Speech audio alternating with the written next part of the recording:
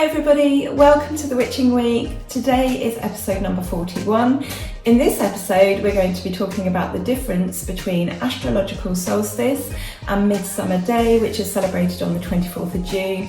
We're going to be looking at some magical herbal books, and we're going to be talking about how we're evolving as pagans and witches. So grab a cup of tea or something refreshing, put some incense on, get comfy, and we'll jump right in.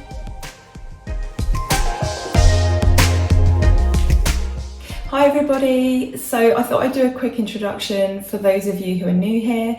I'm Wren, the Cemetery Witch, and every single Friday we get together and we just have a cosy little chat about the wheel of the year, seasonal goings on, you'll write some rituals, and just basically anything that is connected to the pagan or witchcraft world. So thank you to those of you who are here week after week. I really appreciate it, and welcome to those of you who are new.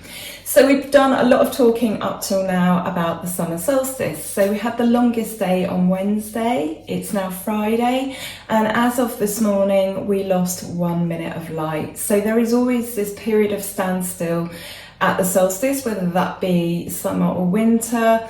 And there is usually 2, 3, sometimes 4 days where the day is the same amount of time, the change in light, whether that be an increase or a decrease, stops changing, and there is a point of standstill, and then we go back the other way. So we're now on the descent, which is really difficult for me to say. However, many people see the summer solstice as the first day of summer. And certainly in the UK, we will continue to have warm weather throughout June, and we've still got July and August to go, and September can be really lovely as well. So we are on the decline. In 6 months' time, we'll be having the opposite celebration. We've got quite a long time until we're in the absolute depths of winter, but we have started that journey. So this week I have been strawberry picking on Father's Day. It was my brother-in-law's birthday, and of course we had the summer solstice. So I went to see The Wicker Man. They had a 50th anniversary screening. We did go to that, which was absolutely brilliant. It was a slightly different version to the one that everybody knows and loves. They've made some changes, albeit very small, and it was really lovely to see it on the big screen. So let me know, what have you guys been up to? What did you do for summer solstice? I didn't at the start of this video actually tell you what I'm burning or drinking, did I? So let's do that now.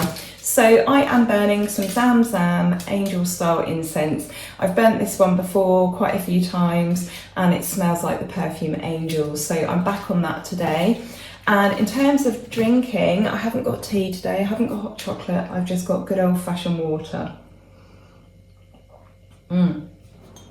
So let me know in the comments, what did you do, no matter how big or small?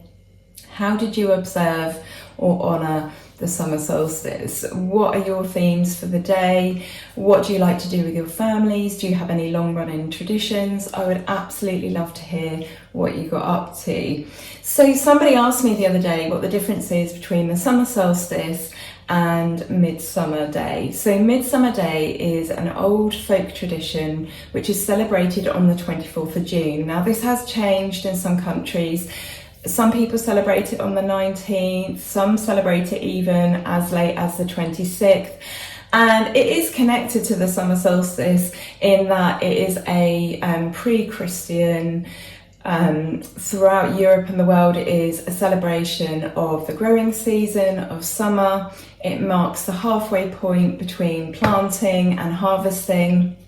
But it is different to the astrological moment of solstice. So it's celebrated in England on the 24th of June, most specifically in Cornwall. It's not something that a lot of people even know what it is, and it's also the feast of St. John the Baptist. So over the years, midsummer celebrations have become Christianized, and I suppose what with the astrological summer solstice, everything has sort of like merged into one.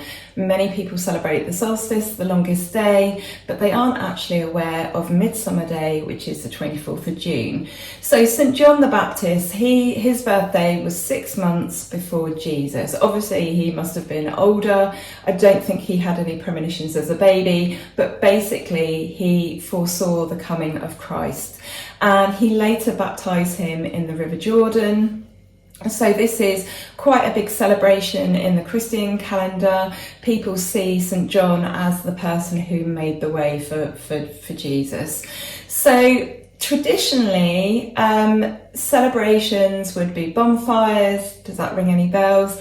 Bathing in water, and just general merrymaking. It was a time for communities to come together, and actually it did really join people that, you know, neighbours that were perhaps otherwise enemies would put things aside and would come together, and it would be a uniting celebration.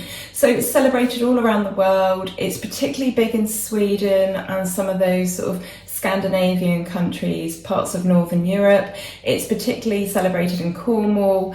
I think if you ask anyone around here about Midsummer Day, they would probably be confused with the actual day of the summer solstice. But obviously all these celebrations they've sort of merged, they've come together. And I would also consider calling the day of the astrological solstice, which was the 21st this year, and it isn't movable because it's obviously related to the sun.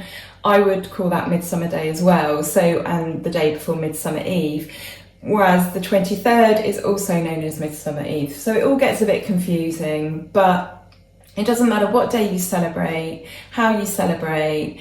Don't worry about the details too much. Just enjoy this time of year, enjoy this time of peak light, energy, warmth. I know that so many of you are feeling enthusiastic now. You can get out in your gardens, you can make plans, you know, for being in your gardens. It's still a bit tricky in the UK to do that. It's still very possible that if you plan a barbecue, it's going to be sort of washed out with rain. But, you know, at this time of year, we can really start to sort of celebrate and enjoy ourselves. And traditionally as well, in communities, the hard work of the harvest hadn't yet arrived. So this was a brilliant time to be out and about. All the planting's been done, all the hard work's been done in that respect. There's still more to come, but we've got this lovely area in the middle. So I thought I would read something out of the Year of Pagan Prayer. We dip into that from time to time, don't we? And it is a hymn to the sun. And this is by Augusta Holmes, translated by Barbara Nolan, who has put this book together. And Augusta Holmes lived between 1847 and 1903, so we're talking quite a long time ago here. And it says, Augusta Holmes was a French composer and a poet of Irish descent. Sacred sun, splendour, love, arise from the darkness, O ruby red king.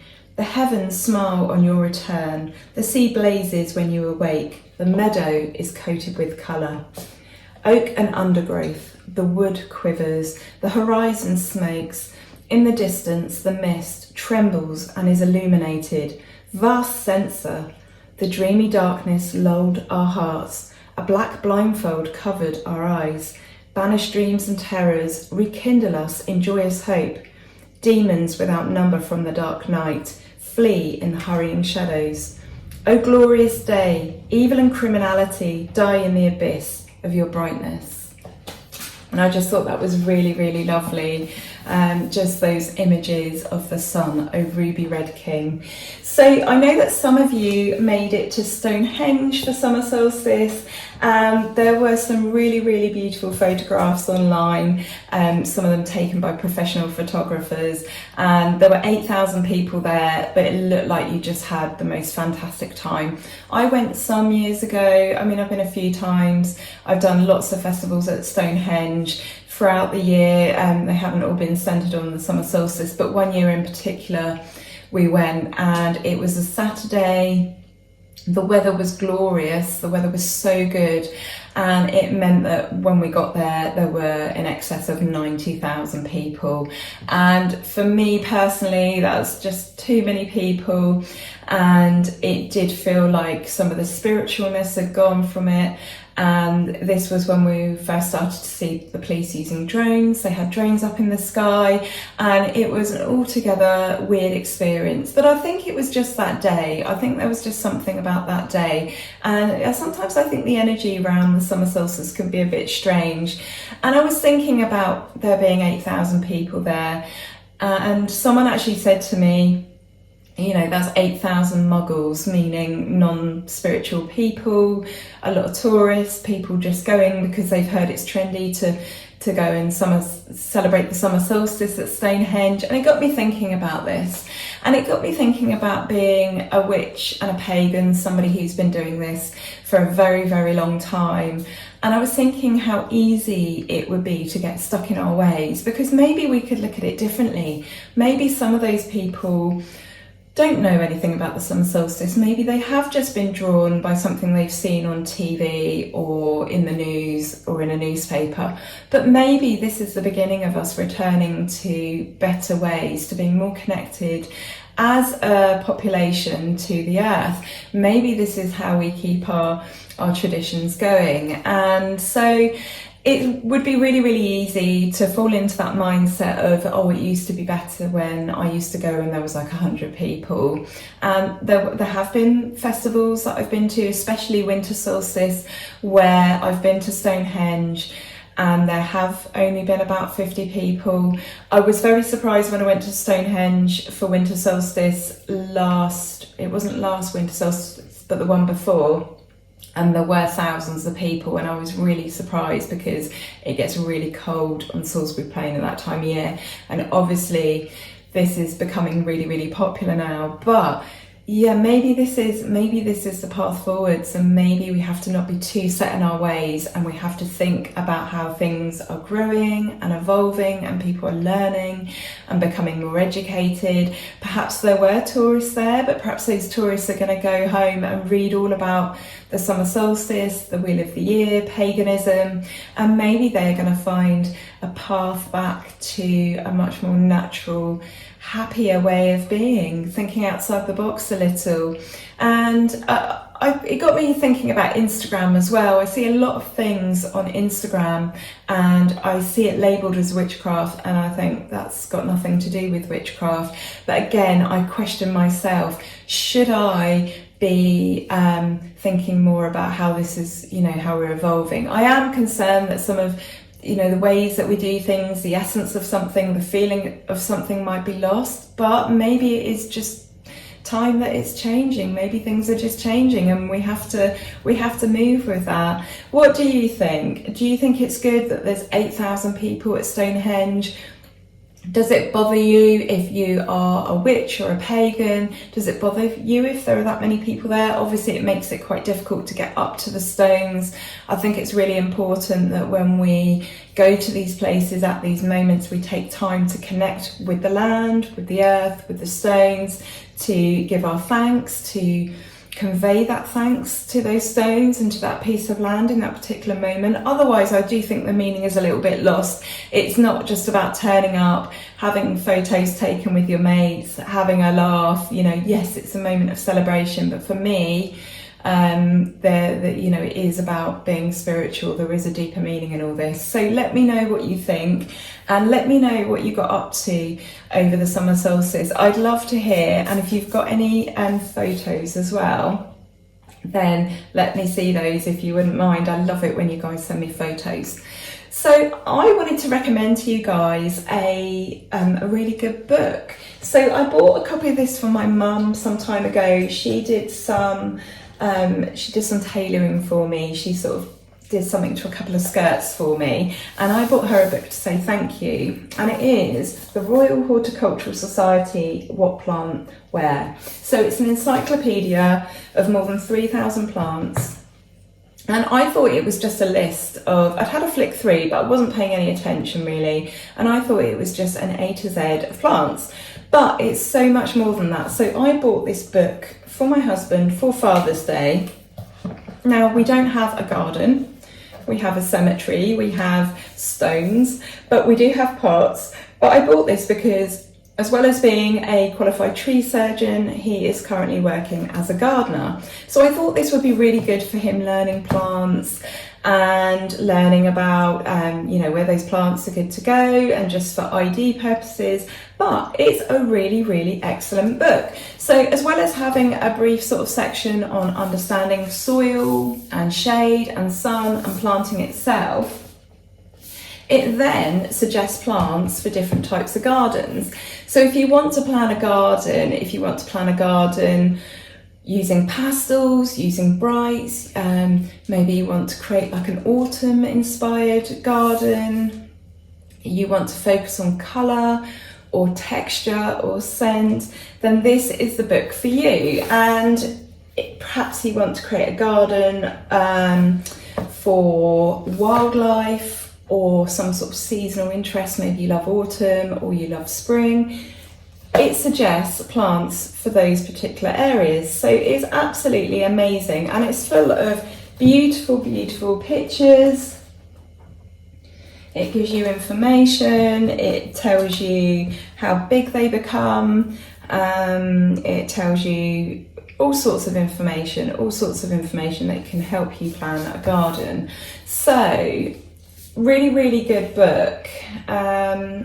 And it got me thinking about magical herb books. So people always ask me, I think herbs and plants are really, really popular in terms of magic, and people are always on the recommendation for plant books. So I really, really like this one, Scott Cunningham's Encyclopedia and Magical Herbs. So whilst I enjoy Scott Cunningham, I probably enjoy the old sort of classic sort of authors more, Doreen Valiente, Janet and Stuart Farrar. But Scott Cunningham is absolutely brilliant at magical plants and herbs. And I started thinking about how you could use the two books in tandem. So if you were planning a garden and you were dealing with, say you were dealing with shade, or you had a particular problem with pests, or you had full sun, the RHS book would be really, really good for planning that garden. But to take it a step further, you have got lists of plants in this book, and it gives you the magical uses. So it gives you the traditional gender, so that's like the energy of a plant. I've seen this expressed differently, as instead of male and female, you get cold and warm. But again, you could argue, well, why is masculine cold and female is warm? But it's about categorising the energy. So it's a bit of a tricky one, that. But they are categorised as per their energy. It's got the planet, it's got the element that it's related to, their main powers. So for example, elm powers, it says love. It might be protection or lust, or whatever, what its main powers are that are associated with it. And then there are magical uses listed, and then information. So for example, endive, I'm not quite sure how you pronounce that. It says, to be used in magic is best gathered in the following manner: dig it up on June the 27th or July the 25th with a piece of gold or a stag's horn. So you could design a garden, you've got a list of sort of magical plants, a list of plants that would be good in terms of RHS, but then you can cross-reference them with this book. And I like to do this a lot with books. I like to take fairly ordinary non-magical books and pair them with a magical book. So for example, working as an aromatherapist, I'm not currently practicing, as you guys know, but in the past I have taken the magical correspondences of plants. I've taken a magical book, so one such as this. Scott Cunningham's got lots of different books. He's actually got a book called Magical Aromatherapy, and he's got oils, potions, oils, herbs and something else, incense, I can't remember the name. But I have cross-referenced some of the magical associations with the therapeutic associations with the plant, and actually there's a lot of crossover. So yeah, I don't know if you've ever thought about this, putting your non-magical books alongside your magical books and using them to create in your witchcraft. So another good example of this is using poetry books to help inspire you. So when you are creating rituals and you are writing spells, use a poetry book to get into that flowery language, to help you invoke images in your mind, just to get into that mindset, because poetry is magic. Magic is poetry. It's all about symbolism. It's all about tapping into the unconscious mind with symbols and words and pictures and images. So yeah, I thought there were two really, really good books that work well together.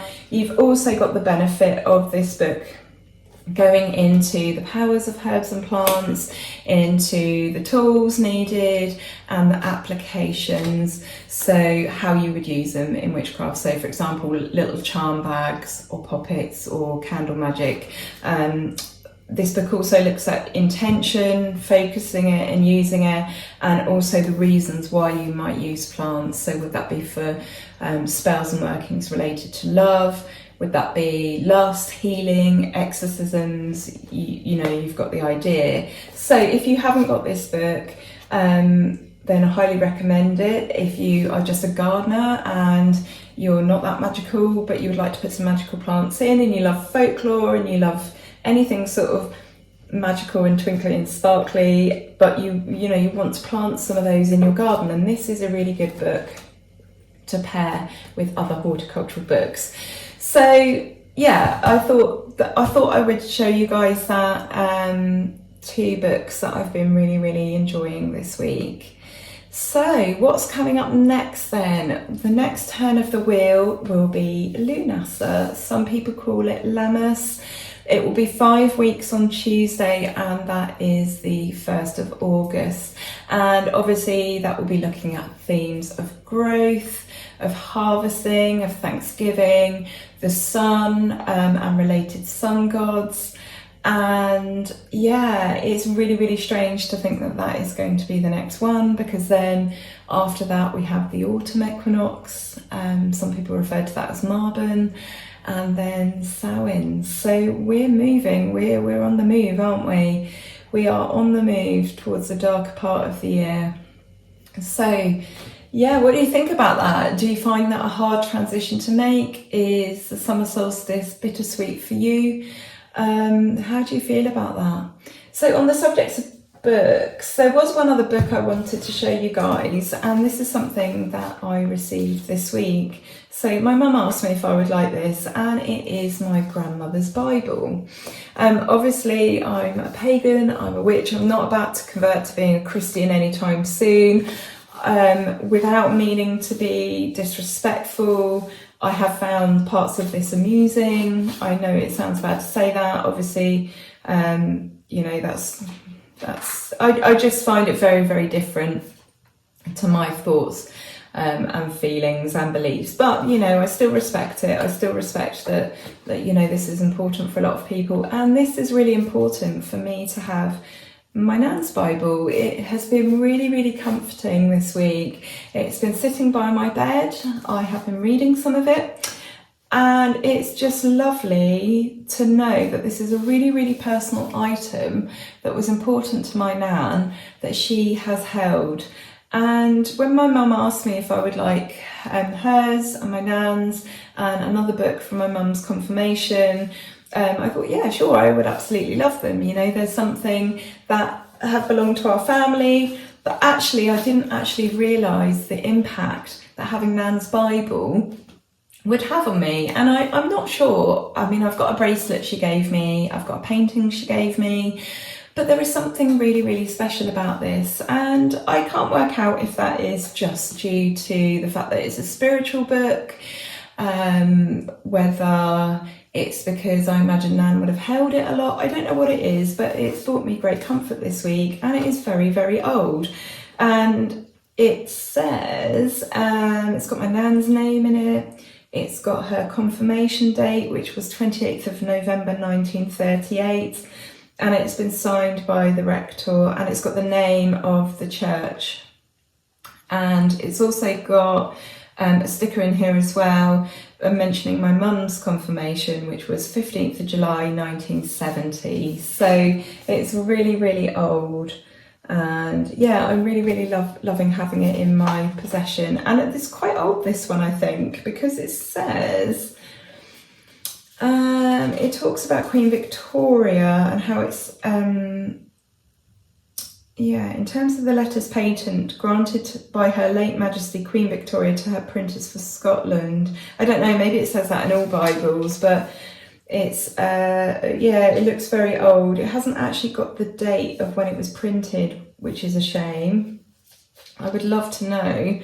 But yeah, 1938 is when my grandmother was confirmed. So it was printed 1938 or maybe a bit before. So that has been a really lovely thing that's brought me a lot of comfort this week. There's been a lot going on at the moment.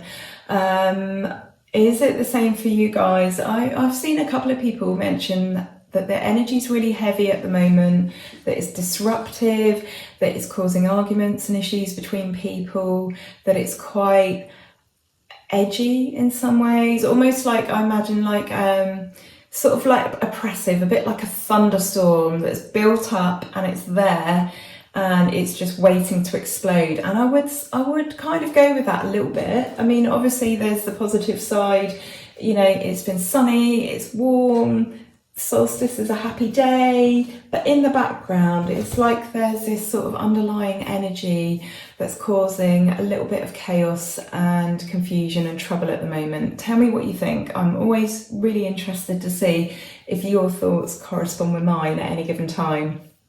Right, time to do some cards now. So I wonder what our reading for the week ahead is going to be.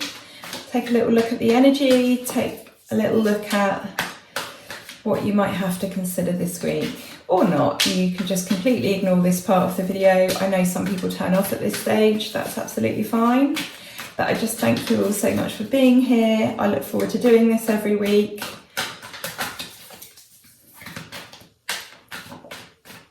And I absolutely love reading your comments as well, so thank you for taking the time to not only watch but to leave a comment. That is really so kind of you guys, and it's lovely to see so many of you here as well from over on Instagram.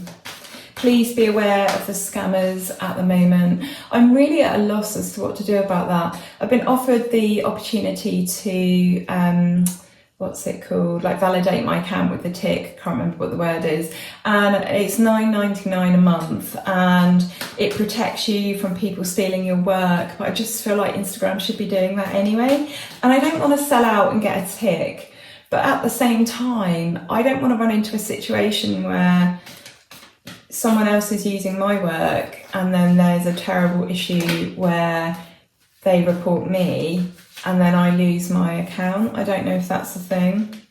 I am slightly terrified of that. I still have plans. You know, well, my Instagram account started off as a happiness project. It's something I will always do. I really enjoy it, the same as I really enjoy being here. But I don't want to lose my account, you know, and I've always hoped that eventually I would start my own witchy business. And so I don't want to lose it, or I don't want other people ripping off my work to scam other people out of money. So it's a bit of a difficult one really. And also, to have your account authorised, you need to have your name as it appears on your government ID on your page. I don't want my full first name, my middle name and my surname on my Instagram account so that people can, you know, look me up, or it's, you know, indulge in ID fraud. It just seems like such a weird thing to do. And I've got the Cemetery Witch written on my page. That's what comes up when I write things. If I change that to my name, then when I'm sort of moving around Instagram, it's not going to say the Cemetery Witch, it's going to say my name, and I don't really want to do that because I am the Cemetery Witch. So I'm totally stuck as to what to do there. If any of you are in the same situation and you watch this video and you're listening to this, can you please tell me what you're thinking, what your thoughts are? Because I just feel like Instagram are just pushing people into paying them, and it's, quite frankly, it's shit. So So I'm not impressed with that, but I am tempted. But also £9.99 a month is a lot of money for people right now. I mean, that barely buys you anything in terms of food. Anyway, let's stop wittering on about that. I feel like I've wittered on for quite a long time today. I hope this is all sort of makes sense when I watch this back. I'm finding it really, really hard to find my words at the moment and to form my sentences. So well done if you've got this far. Right then, let's pick some cards. Ooh, that one jumped out. We're going to have that one. Okay, so today I thought I'd pick out 5 cards. We have got the Tower. Ooh. We have got the Hanged Man. We have got the 5 of Pentacles. We've got the Ace of Cups. And we've got Temperance. So, I mean, this seems like a really, really clear message. I don't feel like I'm calling on much at all. I feel like the cards are saying it all. And it seems that for many of us now, or this week, or in the next couple of weeks, there will be quite possibly what we call a tower moment. So a moment of total catastrophe where it just feels like the rug has been pulled out from under your feet. You know, everything's come crashing down, and it's, in many ways, this is seen as the sort of one of the very few negative cards in the tarot. However, I always feel like this is a really positive card in many ways. Yes, it can be devastating. It's not painful as in the changes that are influenced by the Death card, but it feels like your entire world has just been turned upside down. And the message I'm getting here is very much that this has to happen to force you to have a rest. And sometimes we need to have pauses, we need to stop, we need to be forced to stop not just for our sort of mental and physical sort of health and well-being, but sometimes because we get so stuck in something that we are unable to see things from other perspectives, and sometimes we need to do that, and sometimes we need to be able to stop so that and actually take a step back so that we can continue moving forwards. And it does seem like that is, you know, the energy moving forwards, and that this situation will bring those feelings of loss and hardship. You know, this situation will force those feelings onto you, but it is necessary. And it is like the storm. It's like the storm that needs to clear, and then once it does, I'm thinking of a muggy summer storm, and then once that has cleared, you've got the fresh air and you've got the new energy coming in, and that is going to lead to opportunities, new beginnings, new chances, things that are going to be perhaps handed to you literally out of thin air.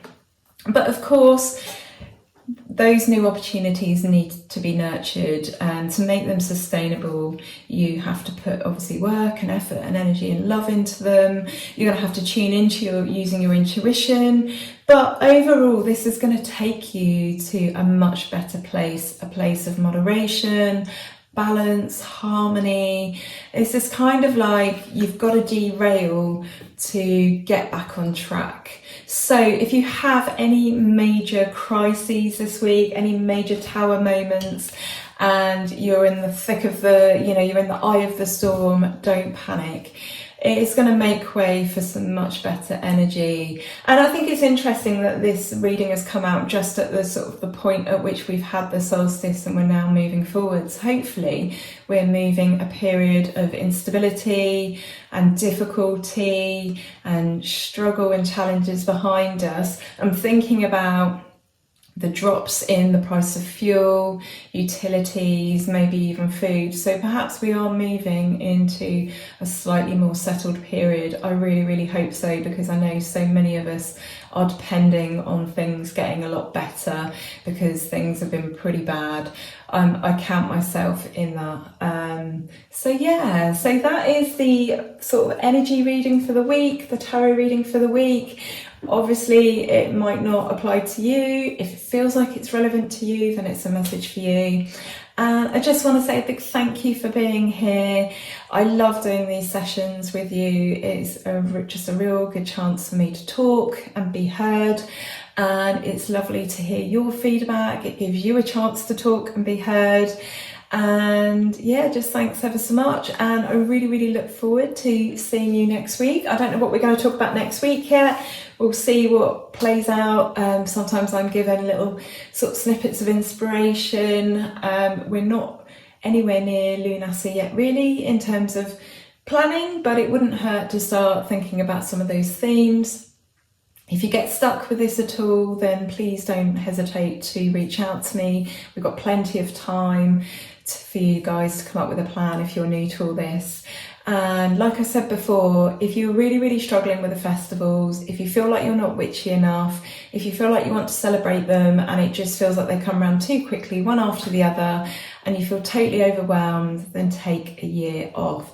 Take a year off and spend your time planning. If you are most drawn to Beltane, then plan Beltane now. Get it written down on paper, look through old Instagram posts, do some research online, order some witchy books. There are lots of books about the Wheel of the Year and certain rites and rituals and celebrations connected to them. Look up recipes, literally Google Beltane recipes. You'll get a really good feel for this. Start off with the festivals that really make you feel enthusiastic and plan an entire year, and then celebrate the year. Start off with maybe one every quarter. Well, I say that there's not 12, there's 8, but you know what I'm saying. Start off with one at a time, miss one, celebrate one, miss one, or if you can, go for the lot. You don't have to celebrate the lot, you could just celebrate the ones that you're most drawn to. But make a plan, take the pressure off, and remember that the little actions are as important as the big actions. It's the little actions that actually make up a practice, a spiritual practice. So with that in mind, enjoy the rest of, I want to say, the solstice energy. Obviously, we've lost a minute of light today, but that solstice energy is still hanging around somewhat. So enjoy that, enjoy these lovely warm summer days, and I'll see you next week. I'm sending you so much love and blessings. Speak to you soon. All right, take care for now. Bye.